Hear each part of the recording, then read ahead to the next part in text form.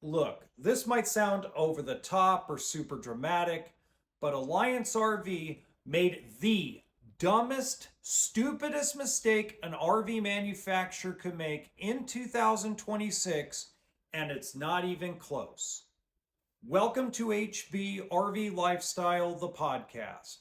I'm the host, John Levingston, aka the Honey Badger, here to give it to you straight and transparent about the RV business, as well as some other things. Now, if you've been watching for a while or a fan of the channel, you know I love the ownership group over at Alliance RV. Loved them when they started Heartland and built that up. Big fan of them. Love Alliance.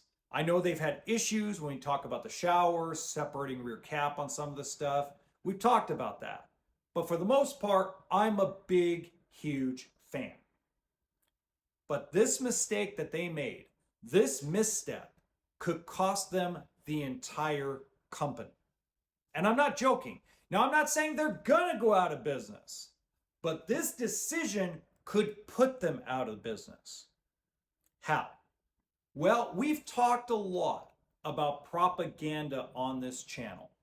And the biggest propaganda piece out there right now is about Class B or van conversion motorhomes. Now, the industry as a whole overbuilt the van life because that was the next big thing. A lot of that came from a push during COVID. A lot of that came from a push of folks that wanted to park it in their driveway. And according to HOAs, you can't have an RV there. So a van is the perfect option. Small, compact. You see, how many van life YouTubers and TikTokers are there? Not even talking about Instagram and Facebook. There's hundreds, if not thousands of people on social media that live in their van. Now, I use air quotation marks because I kind of know the truth about that, but more on that a little bit later. Now, what I have noticed and what the industry has noticed as far as the dealership industry is that the van motorhome market is so oversaturated that they can't move them fast enough. And realistically, a lot of dealers are not taking new inventory right now because they're overstocked.